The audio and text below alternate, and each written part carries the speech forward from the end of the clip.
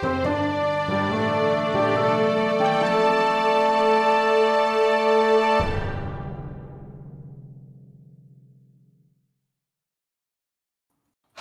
story seekers. We are back with the lovely Anna Smith Spark, who we are going to brutalise now with questions, for that is what we do in the interview episode. So, Anna, no respite.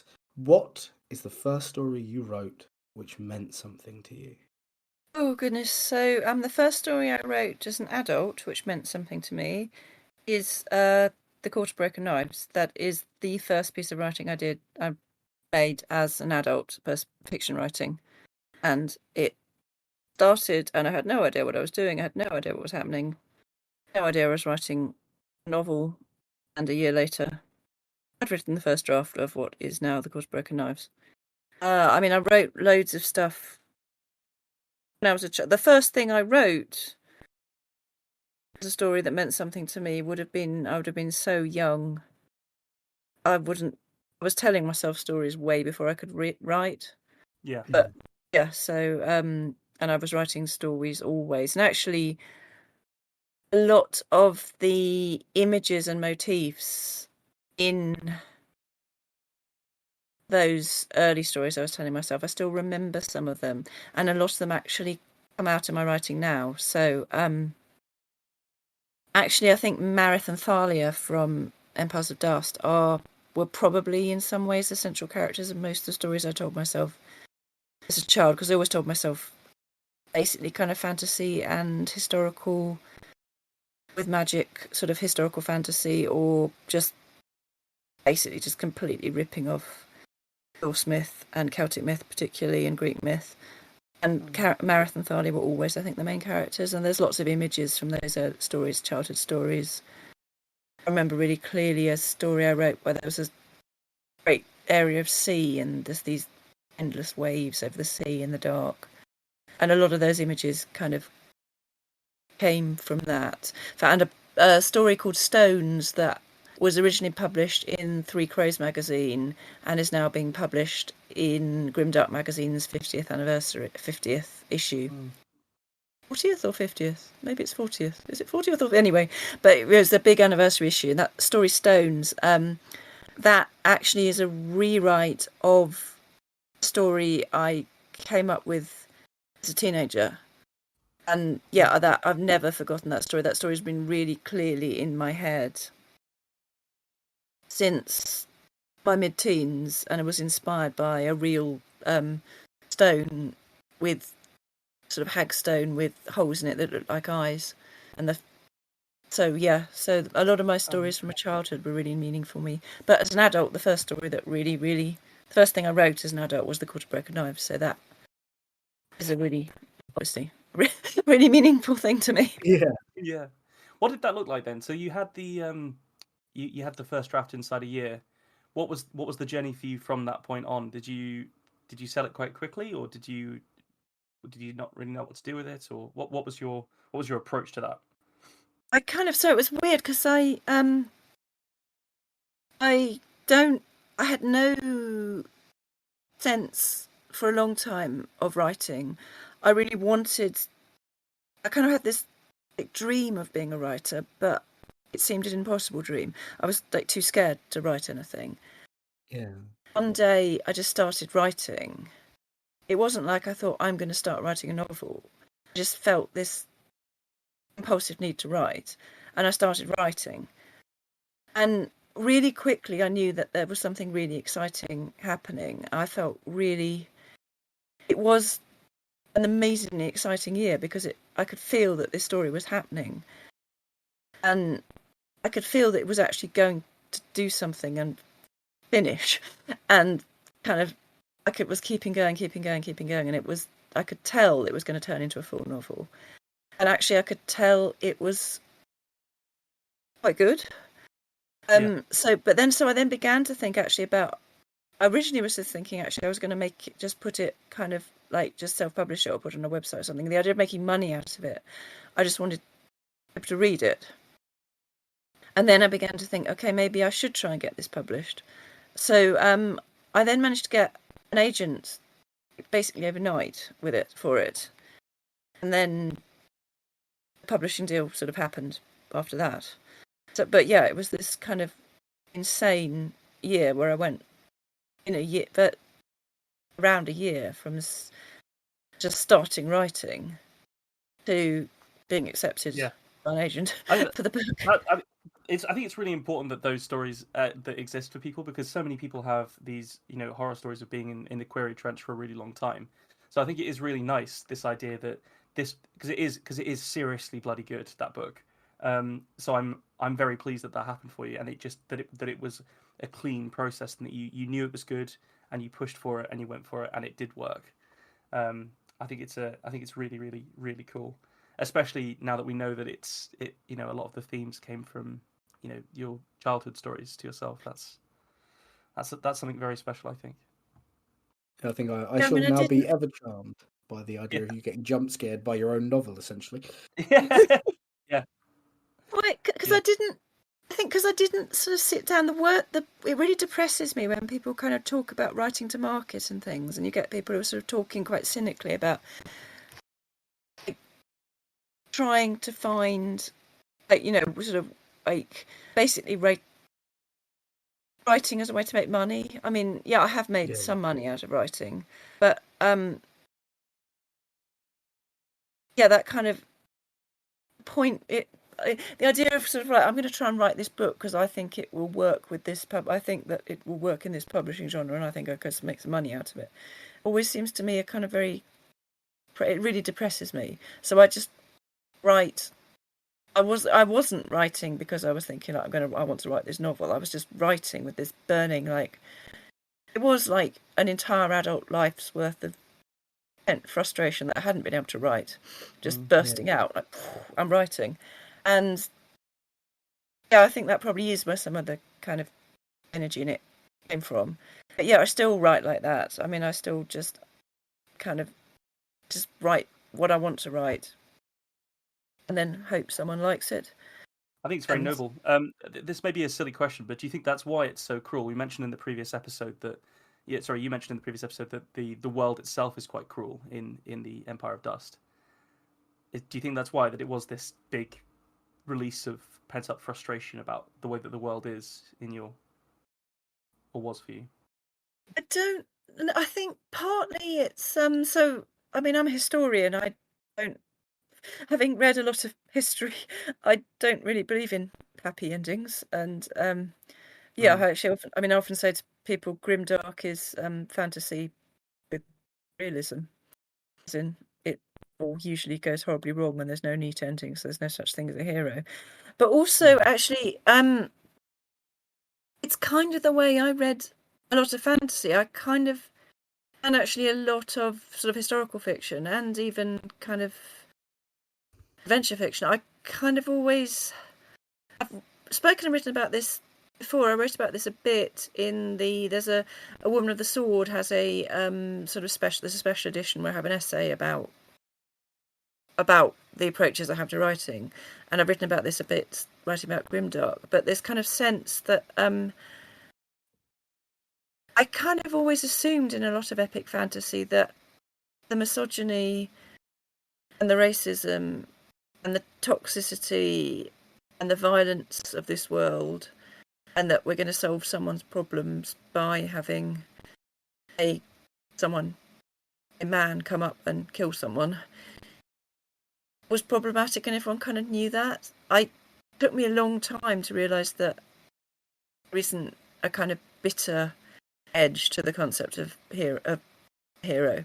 That famous sort of stuff in June, the ambiguity in June, where he talks about kind of Paul as sort of Arrakis as a country that as a planet that has unfortunately suffered from having a hero, and the kind of way that R. Scott Baker is also unpacking that in his second Apocalypse, where what he's doing with the whole notion of a kind of messiah figure. I kind of assumed, in a way, that people saw that in most fantasy and science fiction, that it was problematic. So actually, I remember sort of having a conversation with someone about the Chronicles of Thomas Covenant, and they were saying, and a male friend saying, like, "Oh, but he's so horrible," and I was just saying, well, I just thought that was what a man would do in that circumstance. I mean, That with kind of, uh, and I just kind yeah, of assumed, yeah, that kind of everyone could see that this was all a bit toxic and unpleasant, and the kind of bleakness of it, and that the idea it was just heroic. I mean, I don't know. I just, yeah, like, so the kind of yeah. romanticization of death and killing and things, I just assumed everyone could see it was a bit problematic. So, I mean, yeah, they definitely can't, can they? I mean, just you gave the example of Dune. Herbert had to write a second book to clarify to his audience that Paul Atreides is not a good guy. Like the second, the Messiah is him dialoguing with his audience, isn't it? Sort of saying like, no, it's really bad. He overtly compares himself to Hitler at one point during Messiah, doesn't he? I think so. This idea that the general reader got that, I think I can see why that was a light bulb moment for you. At least it sounds like it was a light bulb moment for you. was it kind of just, Yeah, I just kind of, yeah, because I just kind of, so when I wrote Empires of Dust, I kind of, it was just taking the kind of hero logic in a way to its logical conclusion. The kind of Marith's kind of himself and his, I didn't seem, it's still in a sense when people kind of say, oh, it's so nihilistic, it's so bleak, I'm sort of, that's what life's like. Kind of people sort of talk about, I've done various sort of slightly embarrassing things where people have talked about kind of like, oh, wouldn't it, what imagine what it'd be like living in a grimdark world, and I'm sort of like, haha, you clearly don't read the news, do you? Because it's kind Have you not been outside recently? yeah, yes, and that kind of sense of, well, that's what it's like. I mean, actually, I was sort of talking about this in terms of just quite recently, actually, that as far as I can see, sort of, people kind of say, oh, but Grimdark does all this horrible stuff where, like, you're people are really explicit. There's all this horrible stuff where, the army comes and goes through a town and they do really horrible things to people. And I suppose to all kind of epic fantasy where it's not spoken about. Yeah. And I kind of assume, I mean, and so I think I was saying this at FantasyCon when in The Lord of the Rings, Tolkien knows exactly what is happening when the orcs rampage into Rohan. And forgive me, anyone who was there at FantasyCon, because I ranted on about this. Tolkien knew exactly what was happening when Theoden gets, Theoden's line about where was Gondor when the Westfold fell. He is justifiably utterly outraged at what has happened to his people, because Tolkien knows exactly what's happened to his people. It's not some kind of, they haven't just been cleanly killed, as if that's somehow all right. Absolute atrocities have happened, and Tolkien, of course, knows that, and he knows, and he's assuming that all his readers know that. Yeah. And I think it's only quite recently that the idea that people kind of, actually, I remember doing a panel with Rebecca Kwang, who wrote The Poppy War, and she was kind of very indignant because people had said about some of the atrocities that she describes in that book. I think people have been refusing to accept that some of these things could possibly have happened. And she was saying everything in that book happened. It's all based on the rape of Nanjing. And in fact, it's an incredibly toned down version of what happened in the rape of Nanjing. Because if you wrote actually what happened in the rape of Nanjing, or you wrote actually, if I had written actually, a lot of my stuff is some of it's based on what the Mongols did, and some of it's based on what Alexander's troops did. And again, if you actually wrote in detail about what happened in some of those sacks of cities, it would be unreadable. But it was like Rebecca Sorry, Yes. you have just described about 7 of the stories that I've written for this podcast, where I've deliberately picked a horrible moment in history and then told it in unflinching detail. And you are correct that they just sort of get this kind of like horrified silence after I'm finished. Yes. So... People did not seem to believe. People were basically saying that Rebecca Cragg must be a really sick person because she'd made up all this stuff. And why had she written a Nope. book which starts off with someone going to wizard school and then turns into, and then all this kind of bizarre, sick, disgusting fantasy she obviously had. And she was saying, no, it's all based on things that actually happened. And up until very recently, most people kind of knew that, I think. Most people were much closer to war and atrocity. In fact, we kind of talk about, people know about, people can see photographs now. The American Civil War was the first war that people actually had photographs of, and people actually knew about these atrocities. But I think it's completely opposite. When it was closer to people, and when death was closer to people, and sickness and suffering was closer to people, people were much more aware of it. No, Jane Austen doesn't write about it at all, but she lived through the Napoleonic Wars. It's pretty obvious. Some of her characters, particularly something like Persuasion, where her characters they've all been in the Navy, or sort of, they all know, and she knows, because it was much more, people were living through it. People were living kind of, a lot of people in that society would have gone off to, a lot of the men would have been off in the wars. So it's only recently that we have this idea of, in epic fantasy, that sort of, it's all terribly clean. It's all terribly shocking when something nasty happens. So to me, what happens in Empires of Dust is, a lot of it is based on historical accounts, but it's simply what happens in war.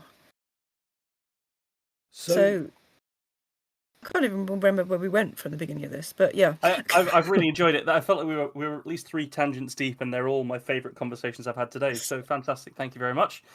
So, hypothetically, Anna, say there were 2 writer podcasters, and they were being held at one point by a capricious bibliomancer, and that bibliomancer was hell bent on filling a magic library full of tiny bookcases with the best novels available to wizard kind. What book would you recommend to get Ben and I off the hypothetical hook? Presumably my own is the answer everyone's supposed to, all authors want to give but can't. So actually the fantasy novel, the book that means more to me than any other book is Mary Renault's The Persian Boy, which isn't a fantasy novel, but is probably often considered to be the greatest historical novel ever written. But for fantasy novels, M. John Harrison's Viraconium books, collected together as the Gallant's Masterworks Viraconium. That book is just sublime. It is just astonishing. Harrison's prose is just masterful. He is an incredible stylist. His prose is astonishing. The conceptions of the book, the way you go through the different stories, where it starts off as much more sort of traditional fantasy stories and it gets stranger and stranger. And what he's doing, it is him critiquing Tolkien and critiquing the kind of whole notion of good and evil and the kind of the hero. It's complicated. It's almost, it ends up with at the end, it's a kind of strange kind of impassioned meditation on fantasy and why one writes or dreams fantasy. It's just so beautiful and so strange. And I had the amazing good luck to spend a day at La Brea Tar Pits, which is the place I've always wanted to go, with Stephen Erickson. And Stephen Erickson did not heard of Viraconium by M. John Harrison, which is not surprising because I think about 5 people in the world now have. But I said to him that Viraconium, everything that has ever been written in fantasy is but a footnote to Viraconium. That is powerful stuff. I I'm think gonna that's have to true. go and read this now. What was the first book that you mentioned? The non-fantasy book. The Persian Boy by Mary Renault. It's a novel of the life of Alexander the Great, told from the point of view of the Persian eunuch, teenage boy who was the essentially the sex slave of the Emperor Darius, and was then handed on to Alexander. And in Mary Renault's retelling, there's then a kind of deep, passionate love relationship between Alexander and Bagoas, and it's the story told from the point of view of someone who is in love with Alexander, but also was originally on the opposing side when Alexander invaded Persia. It's very interesting. Again, it's just really very, very, very beautiful. It's a strange book because almost all of her novels are essentially gay fantasies. It's really interesting. People have tried to sort of look at her life, and she was almost certainly herself a lesbian. She knew a lot of gay men, but quite what was going on in her, sort of why all her books are incredibly idealized fantasies of kind of absolute love of the soul between two men is an interesting thing that people have speculated on. She just captures ancient Greece incredibly, astonishingly powerfully as a fantasy dream. But there's a sense of it working as well, there's a sense of it as a very alien and different world to our own. Yeah. But a world that is absolutely, you can see how it would have worked. You can see how it would ancient Greece could plausibly have been like that. Kind of, it makes it a world that it makes it somehow real and vivid. And you have a sense of, it could have been like that to live in ancient Greece. That sounds incredibly up my street, so I'll probably be ordering that. So thank you for that. It's come back into print rather depressingly, because on the back of the Song of Achilles, because it's like the Song of Achilles, because it's about Alexander and his boyfriend, but it's so much better than the Song of Achilles. Well, there was a really good Alexander exhibition in the British Library this year, a few months back now, and I seem to remember there was something about this person, because they're a real person, aren't they? Yes. Mother, I think. Yes. Did they rise to reasonable prominence as well? Did they become like a viceroy somewhere or something like that? He didn't have any kind of actual status, but he was very, very powerful in Alexander's court, because he was he was in Darius, the last Persian emperor's harem, and was Darius's boy, and then he was given to Alexander, but he seems to have had some sort of status, essentially, as rather in the way that kind of one of the mistresses, the sort of a court mistress at the court of Louis XV or of King Charles II would have had. That he had far more. He wasn't, because he was male in a very, very profoundly misogynistic culture. He wasn't just a kind of sex object in a harem. He had the kind of status that meant he was a person of power in the court. And then Alexander died, and no one knows what happened to him, but presumably... I think it's... yeah, I think we can guess on that one. Yes. Yeah. Oh, fantastic. Well, Mary Renault kind of gives him a happy ending. Or happier ending. But yeah, it's just astonishingly beautiful book as well, because they travel, because he's with Alexander traveling around the Persian Empire, so you get all these beautiful descriptions of different landscapes and places, and yeah. So you mentioned earlier that you spend a lot of time as a child telling yourself stories, and I'm just wondering, was there a particular person who inspired you to start telling stories? No, I mean, I just always did. It was how I Mm. played when I was really little. I didn't play that much with other children. I went around on my own telling myself stories. I mean, I grew up in a very literary family. So I grew up I was read to from the moment I was born. We did loads of storytelling and singing, and I went to an amazing nursery school and an absolutely amazing primary school. And we went to theatre and concerts and things, and had a friend, one of my parents' friends, who is a storyteller or was a storyteller.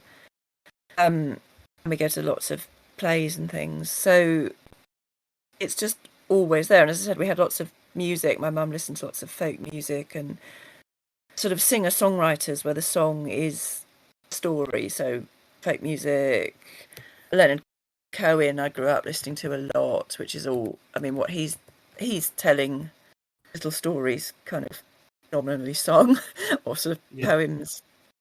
It's not, and then sort of, and actually I had some records that were stories set to music. So I remember really, really clearly a version of the story of Ondine with set to music. So just the idea of just performed language and telling stories and creating stories was just something that was there for me. It's always been a huge part of my life. Well, you're right at home on this podcast, I can tell you that. It's perfect. I think there's so many.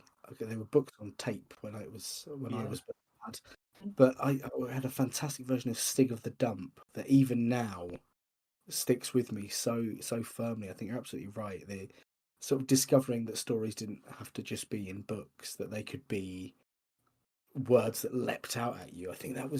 I really agree. That was really formative for me too. Yeah, we I used love to. a good audiobook is just top notch for me. It's a very different feeling to me to sitting down and reading a book. To just having one happen to you is quite an active thing, I think. Yeah, the interesting thing for me is I do find it really hard just to listen. So I'm dyslexic and autistic, and I can't listen to the radio, and I actually do find podcasts quite difficult to listen to because I tend to switch off. I tend to just sort of zone out. I do find it quite hard. So I don't like audiobooks. I need things, sort of stuff with music as well. Yeah. Or things where I'm looking at, so obviously theatre, or simply someone performing a text when I'm looking at them. I like and find easy, but if I was just, I know people talk about listening to audiobooks when they're just wandering around the house, and I couldn't do that because I just completely switch off. People talk about like listening to audiobooks when they go running or something, and there's no way I could do that. I would just have no idea what was going on. But I think I hear words very clearly in my head. It really interests me, all those kind of discussions. When people try and work out whether their experience of reading in their head is different to someone else's experience of reading in their head. Yeah. Or there's that thing, Mark Lawrence talks about this a lot. He posts about this on Facebook a lot, where he says he has no ability to visualize things in his mind, and there's all this stuff where people are attempting to try and unpack what that means and explain how they see things in their mind. And of course, everyone's talking completely at cross purposes, and no one is able to actually, because no one can actually communicate really what they see in their mind or what they experience when they're reading, because I mean, that just sounds like a platonic nightmare, doesn't it? Isn't that just the cave, just trying to describe the shadows? Just a complete impossibility. It's such a thing. Yeah, people talking about this all the time, about how they perceive reading. When there's all this stuff, people trying to talk about the different ways that you perceive reading in your head, and whether you visualize. If you read a line where he says someone ate an apple, do you see the apple? And then people are trying to say, well, I don't think I see the apple, but I kind of see the apple. And someone else saying, well, I think I really see the apple. And then someone being like, well, how do you know you're not both talking about the same thing? And listening, similarly for me, I'm never quite sure when people talk about how they listen to things. It's like, well, I have no idea. Maybe I experience it in exactly the same way as you do. I just don't particularly enjoy it. But how people receive text in different mediums is intrinsically interesting. But I don't respond to it particularly well just hearing things. So I'm afraid your stories are slightly fading from my head already, because it's like I can remember what happened in them, obviously, but I can't remember all of what happened in them. Yeah. And yeah, they were much harder to me they were much harder for me to listen to and to read than if I'd been reading them. And I'd take in all my information through reading. I don't tend to take it in through listening. Or it sounds like if we'd have been performing it in person for you, I think. Possibly, yes. If you've been singing it to me, yes, in person. Well, I'd have to leave that one to Nico, I'm afraid. I can't sing for shit. Right, yeah. So I'm aware that you recently co-authored a book. If I've got my facts right here, which is In the Shadow of Their Dying with Michael R. Fletcher. And our question was that what did that writing and editing process look like? Because Nico and I have done some things where we write together in the past and stuff, and I think we're still working out what the best approach is. So it's always interesting to hear someone that's done it to a really high standard talk about it. See, ours was, I'm not sure. I think in some ways it was a bit of a masterclass in how not to do it, except that obviously it did seem to produce quite a successful and good product at the end of it, which was possibly something of an astonishment to all involved. I mean, me and Mike just get each other. We're friends, and we just somehow really think in the same way. But we were commissioned to do it by Adrian Collins at Grimdark magazine. It wasn't that we'd wanted to do it. Adrian Collins said he wanted us to write a kind of novella or a novel together, and he wanted us to write it in installments. It was going to be done, the original idea was it was going to be done in installments, kind of like a television series where different people write different episodes, and there's a slight difference between the episodes.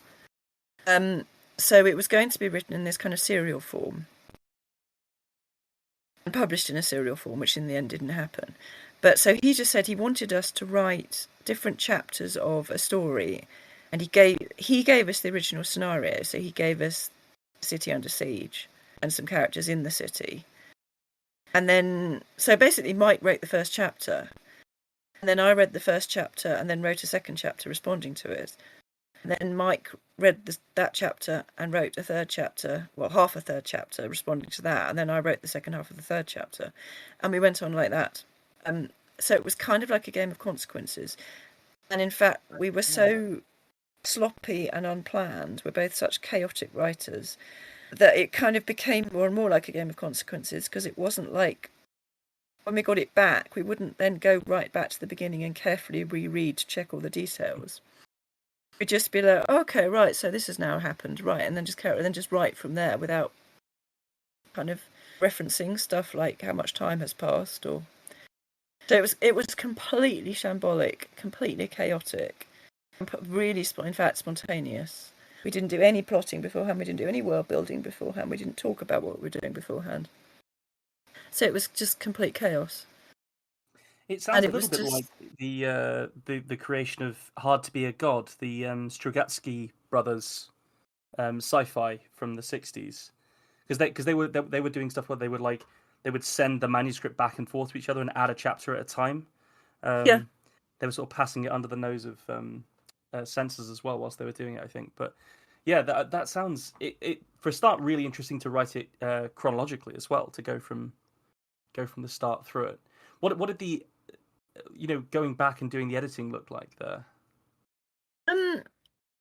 Actually didn't need that much editing, weirdly. We went through it, and it kind of, this was where it got slightly disturbing, because both of us are complete cancers, and I see my whole world, and when I'm writing the book, suddenly there's a point where I see the whole book, and I know exactly. I feel almost like I'm inside the book. I feel like I'm just writing what I'm seeing, almost as I'm walking through a landscape or something, and I'm just writing it down as I see it. And Mike doesn't do any planning either. He just somehow it just kind of goes and comes out. Mm. But the really scary thing was it was almost obviously as if we were somehow both in the same world, writing it down. And I don't know, wouldn't want to think about how that happened.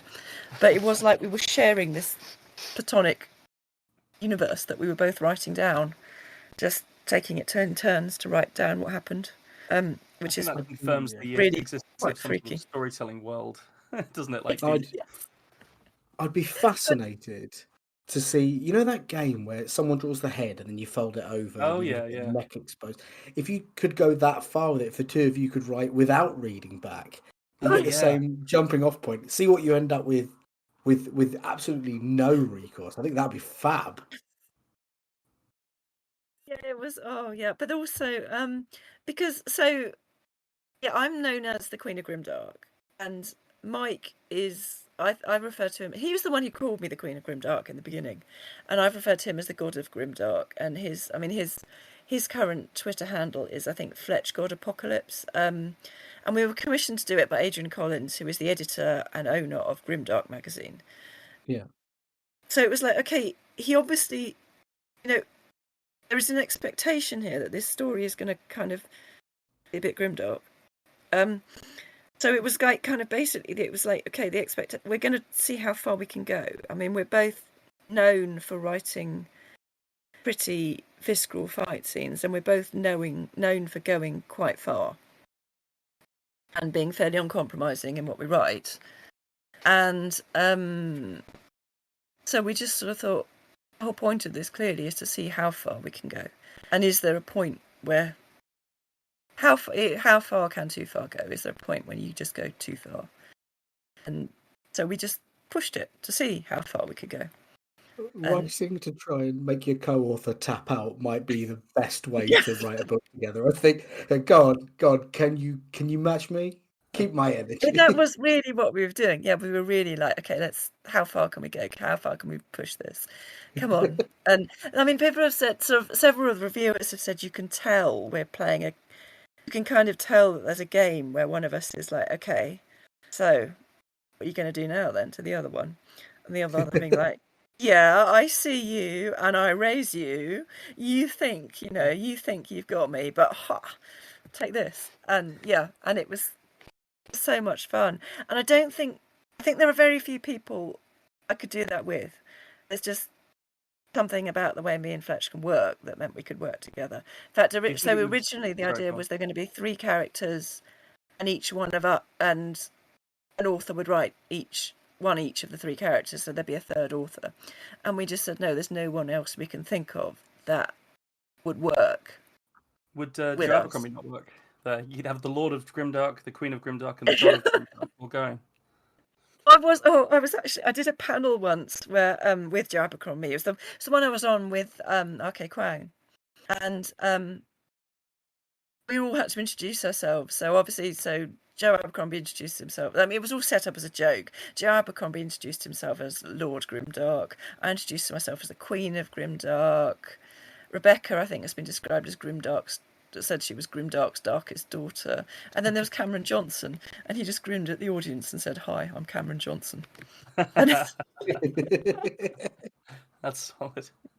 Yes, but yeah, I know the number of I have actually apologised to Joe Abercrombie personally for the number of jokes on people have been like suggesting that the two of us are obviously married and things, and yeah. Or at least that he owes you some sort of fealty, I think. Yes, there's all this, yes, and there's all this hierarchy. There are all these people. Yeah, someone worked out a whole thing of all these people who have this, like, have Grimdark in their Twitter handle, and yeah, how we all kind of how we all stack up in terms of feudal loyalties. God. We People better grab start planning anything. a coat of arms. Yeah. Get your sigil sorted. Yes, and a friend of mine who was like, he said he was sort of constantly mulling the idea of being Prince of Grimdark, and I was like, no, because people will think I'm your mum, and just not going there.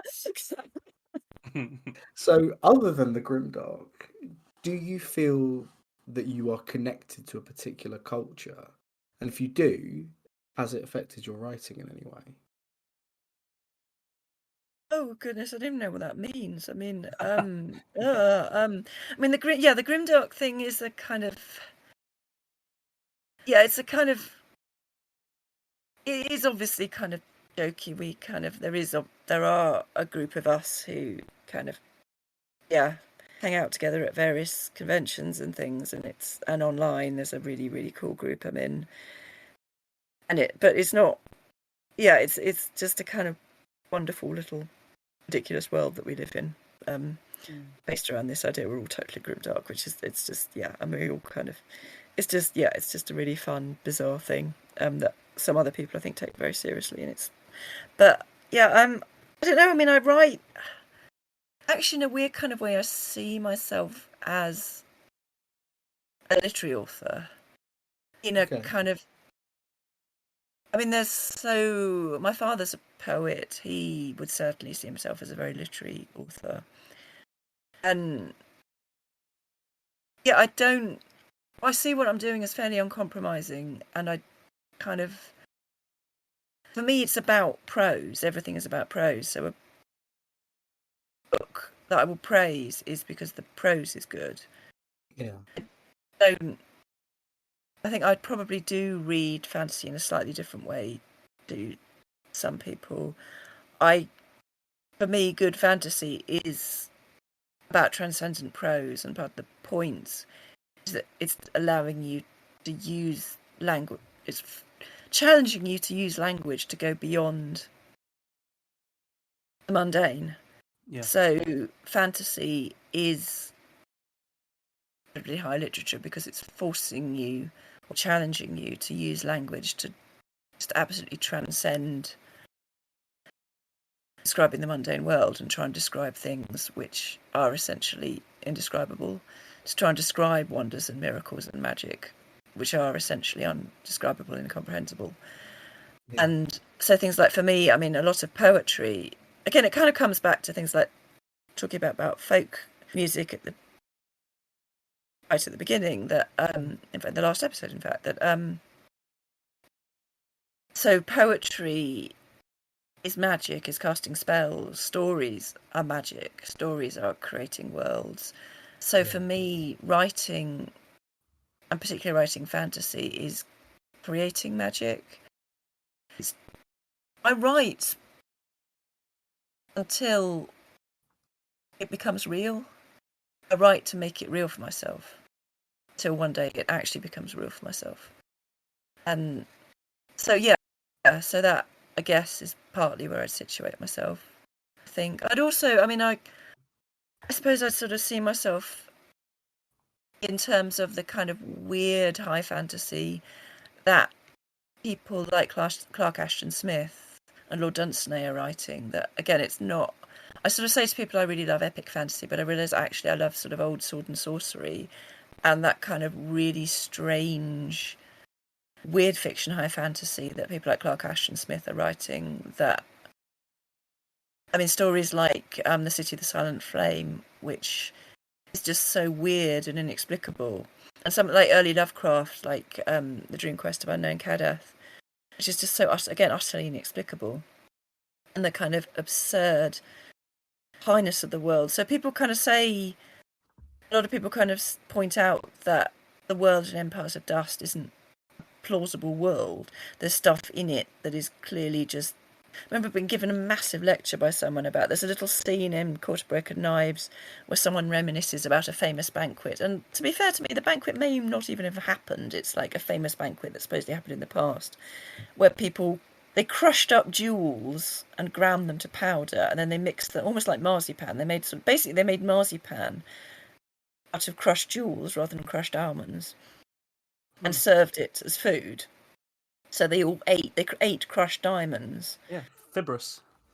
And then this person was saying, well, obviously, one, you can't crush diamonds because they're the hardest substance in existence, and these people are living in, they've got medieval technology. How on earth are they going to crush diamonds? And then if you did do that, it would have torn their entire digestive system to pieces. So that's totally, this is totally ridiculous.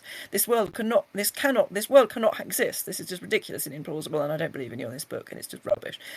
And I'm like, no, but the point is. The fact it's impossible is kind of the point. The point is that these people have reached this point where they are so. The world is, this is such a high fantasy world where people are eating jewels.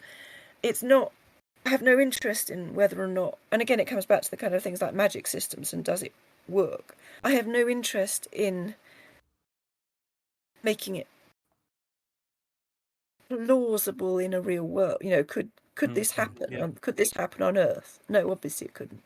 Nothing of my world could happen on Earth. It's not. It's a fantasy. It's romance, in the way that people like Lovecraft and Clark Ashton Smith are writing, where there's not a world that could actually exist. I'm going to buy you a big rubber stamp that says "It's magic, dickhead," so that you can just hit people with it when this happens. But it's not even because it's not, because of course you do get that problem where you're kind of like, well, you're just sort of, it's magic, and you get that kind of we're just gonna, we're trapped in a dungeon, and there's no, that the situation where you cannot get out of, and then some magic happens and you do get out of it, and it can be a kind of really rubbish, Yeah.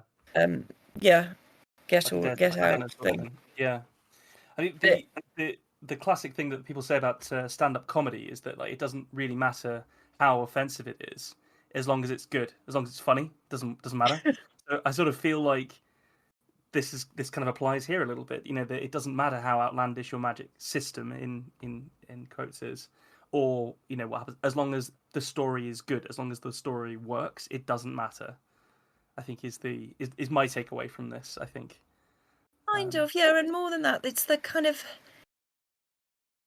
it is a romantic world, making a romantic world. So that romantic sense of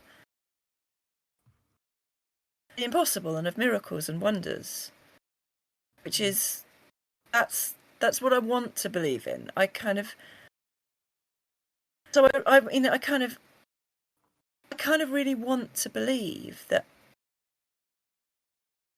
it all really exists. So I really want to believe, and I do on some level believe, that if I walk out onto a particular area of the British countryside where people have said this is a fairy hill, if one day it is possible that I will go through the Hollow Hills, I will go into the Hollow Hills, or I really, in some ways, I believe that when I stare up at the stars, that somewhere up there, a fleet is coming out of hyperspace, and there are going to go huge galactic battles being fought up there. Because I'm a romantic, and it's just, I really want to believe. I want to believe that there's wonder out there. I want to believe that the universe is full of absolute wonders, and which is very different from actually believing it in a kind of practical sense. Yes. Yeah. But that romance, that kind of impossible romance, is why I read fantasy, why I love fantasy so much, and why I love poetry as well, because that's the point of poetry. Because a lot of poetry, of course, and kind of extraordinary. I mean, sort of high modernist literature, like that's what Joyce is doing with Ulysses. He's making the incredibly mundane, incredibly strange. Yeah. And powerful than other. I had that as set reading on my lit degree, and when I was told to read it, I really did not like it, and then a while later I went back to it and I enjoyed it a lot more. And there was something about like needing to be given the space to let it breathe that really helped that, because it's so odd, isn't it? Ulysses is really odd. Oh, what a lovely answer. Seriously, this has been absolutely delightful. I think the way that you've opened up these questions has been truly unique. We absolutely have to ask you one question before we come to a close, which is there anything you can tell us about your future projects that isn't under some sort of gag order? Oh yes, actually, I literally did sign a gag order the other week, which was extremely exciting. But yes, that may come to nothing, but that was very fun. But yes, obviously I can't talk about that. I'm not even sure I'm supposed to tell people I'm under a gag order. But yes, so I mean, the big thing is that A Sword of Bronze and Ashes is book 1 in The Making of This World Ruined, and book 2 of The Making of This World Ruined, whose title I am currently forbidden by my publisher from mentioning, will be out next year It should be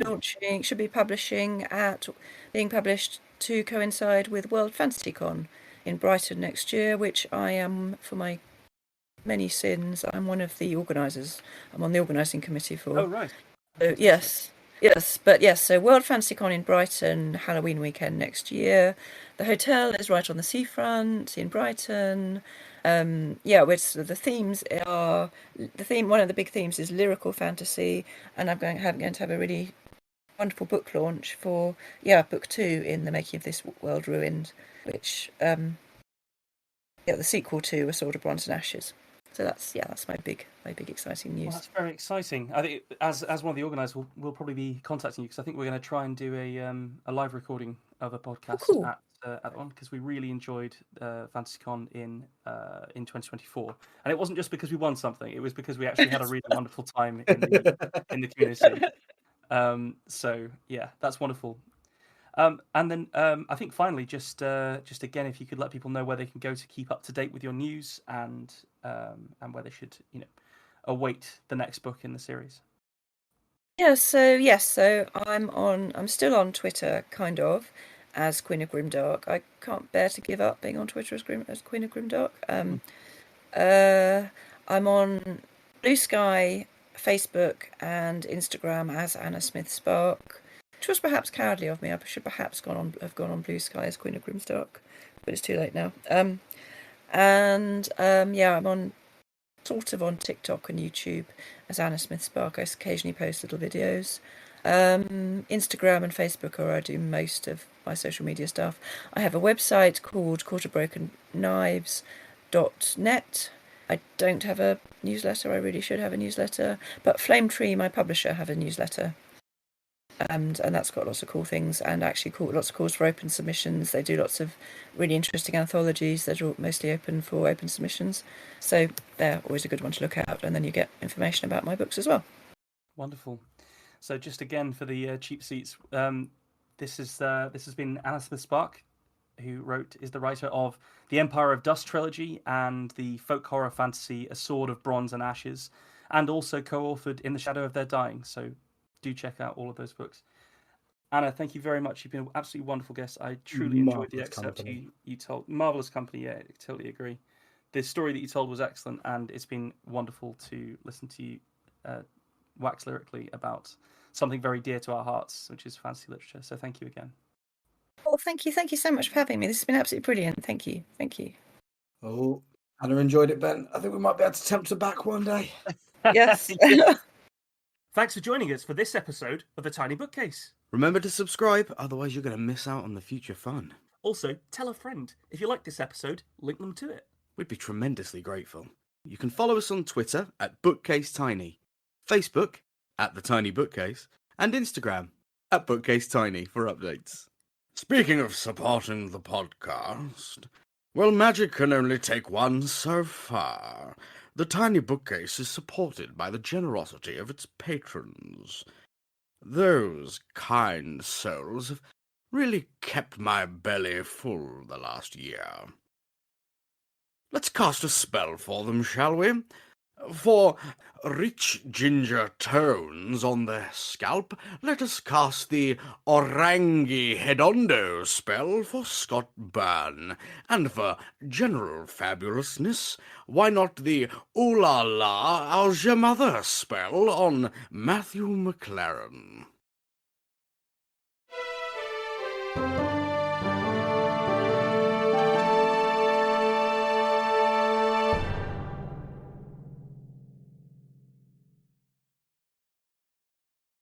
How do you come up with that shit, man?